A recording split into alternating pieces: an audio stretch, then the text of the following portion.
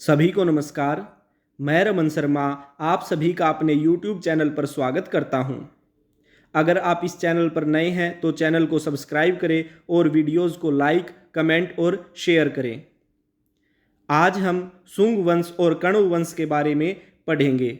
इससे पहले हम मगध साम्राज्य के हर्यक वंश, शिशुनाग वंश, नंद वंश और मौर्य साम्राज्य के बारे में पढ़ चुके हैं। अब उनसे आगे बढ़ते हुए हम शुंग वंश और कण्व वंश के बारे में पढ़ेंगे।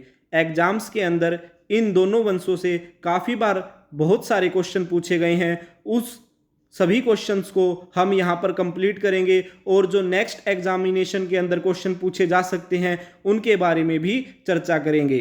तो समय को ज़्यादा खराब न करते हुए हम आगे बढ़ते हैं। शुंग वंश के बारे में सबसे पहला क्वेश्चन बनता है कि शुंग वंश का संस्थापक कौन था। तो शुंग वंश का संस्थापक पुष्यमित्र शुंग था। फिर यह पूछ सकता है कि पुष्यमित्र शुंग किस जाति से संबंध रखता था। तो पुष्यमित्र शुंग ब्राह्मण जाति से संबंध रखता था। नेक्स्ट क्वेश्चन पूछ सकता है कि पुष्यमित्र शुंग राजा बनने से पहले किस पद पर था। तो पुष्यमित्र शुंग राजा बनने से पहले मौर्य सेनापति था। और यह पूछ सकता है कि उस समय मौर्य शासक कौन था। तो उस समय मौर्य शासक बृहद्रथ था। तो पुष्यमित्र शुंग राजा बृहद्रथ के सेना का सेनापति था। नेक्स्ट है पुष्यमित्र शुंग मौर्य सेनापति था जिसने अंतिम मौर्य शासक बृहद्रथ की हत्या कर 185 ईसा पूर्व में शुंग वंश की स्थापना की। तो इस लाइन से क्वेश्चन बन रहे हैं काफी सारे। पहला तो यही बनता है कि पुष्यमित्र शुंग किसके दरबार में सेनापति था। तो राजा बृहद्रथ के दरबार में सेनापति था। फिर पूछ सकता है कि बृहद्रथ की हत्या कब की गई। 185 ईसा पूर्व में की गई। नेक्स्ट पूछ सकता है कि अंतिम मौर्य शासक बृहद्रथ की हत्या किसने की। तो उसके सेनापति पुष्यमित्र शुंग ने की थी। नेक्स्ट पूछ सकता है कि पुष्यमित्र शुंग ने शुंग वंश की स्थापना कब की। तो 185 ईसा पूर्व में की। नेक्स्ट क्वेश्चन है पुष्यमित्र शुंग ने पाटलिपुत्र के स्थान पर उज्जैनी या विदिशा को अपनी राजधानी बनाया। तो क्वेश्चन ये पूछ सकता है कि पुष्यमित्र शुंग ने अपनी राजधानी किसे बनाया। उज्जैनी को बनाया या विदिशा को बनाया। नेक्स्ट क्वेश्चन है पुष्यमित्र शुंग के दरबार में महर्षि पतंजलि रहते थे। मोस्ट इंपॉर्टेंट क्वेश्चन है, काफी बार पूछा गया है। पतंजलि से रिलेटेड काफी क्वेश्चंस आते हैं एग्जाम्स के अंदर। तो पहला क्वेश्चन ये पूछ सकता है कि पतंजलि किस राजा के दरबार में रहता था। तो पुष्यमित्र शुंग के दरबार में रहता था। और पतंजलि ने योग दर्शन का प्रतिपादन किया था। और पतंजलि ने एक पुस्तक लिखी थी जिसका नाम था महाभाष्य। काफी बार एग्जाम्स में पूछा गया है कि महाभाष्य का रचनाकार कौन था या महाभाष्य पुस्तक का लेखक कौन था। तो महर्षि पतंजलि आपका आंसर होगा। नेक्स्ट क्वेश्चन पुष्यमित्र शुंग ने पतंजलि की सहायता से 2 बार अश्वमेध यज्ञ किया। तो क्वेश्चन को घुमा के कैसे पूछ सकता आपसे। पहले तो ये पूछ सकता है कि पुष्यमित्र शुंग ने कितनी बार अश्वमेध यज्ञ किए। तो 2 बार किए थे। नेक्स्ट पूछ सकता है कि पुष्यमित्र शुंग ने 2 बार अश्वमेध यज्ञ किए तो उस यज्ञ के अंदर उसने किसे पुरोहित बनाया था। तो पतंजलि, महर्षि पतंजलि को उसने पुरोहित बनाया था। या यह पूछ सकता है कि पुष्यमित्र शुंग ने 2 बार अश्वमेध यज्ञ किया तो ये यज्ञ किसने करवाए। तो महर्षि पतंजलि ने करवाए थे। नेक्स्ट क्वेश्चन की तरफ बढ़ते हैं। बरहुत स्तूप का निर्माण पुष्यमित्र शुंग ने करवाया था। काफी बार एग्जाम्स में पूछा गया है बरहुत स्तूप किसने बनवाया। तो पुष्यमित्र शुंग ने बनवाया था। नेक्स्ट है बौद्ध रचनाएं पुष्यमित्र शुंग को बौद्धों का हत्यारा तथा बौद्ध मठ और विहारों को नष्ट करने वाला बताती है।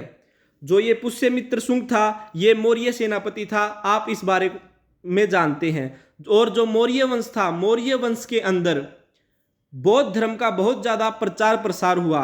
और जब पुष्यमित्र शुंग ने बौद्ध धर्म को बढ़ते हुए देखा तो इसने देखा कि सनातन धर्म है या जो हिंदू धर्म है वो कम बढ़ रहा है और बौद्ध धर्म बहुत ज्यादा बढ़ रहा है। तो इसने बौद्ध धर्म को कम करने के लिए या उसकी लोकप्रियता को घटाने के लिए बौद्ध मठों को तुड़वाया और जो बौद्ध सन्यासी थे उनकी हत्याएं करवाई।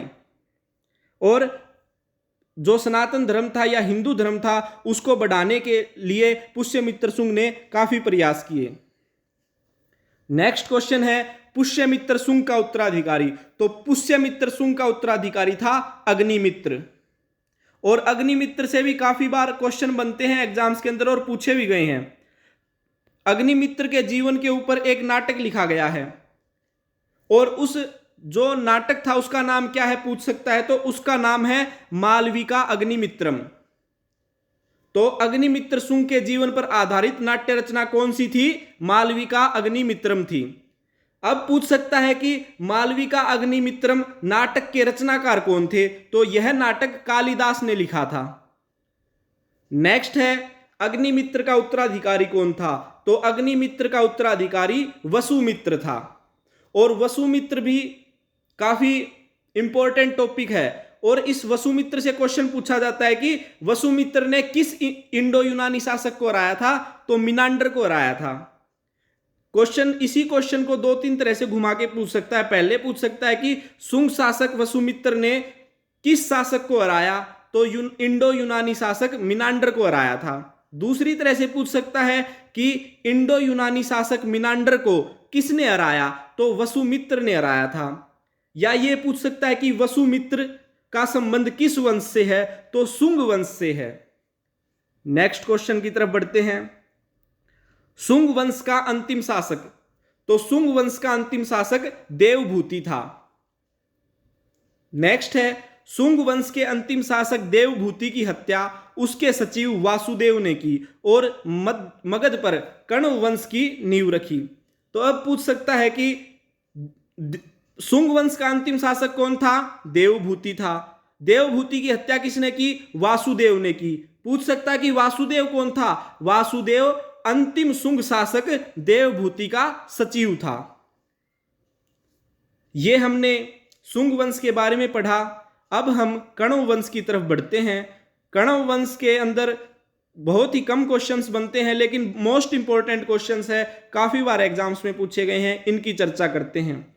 सबसे पहला क्वेश्चन यही बनता है कि कण्व वंश का संस्थापक कौन था? वासुदेव था।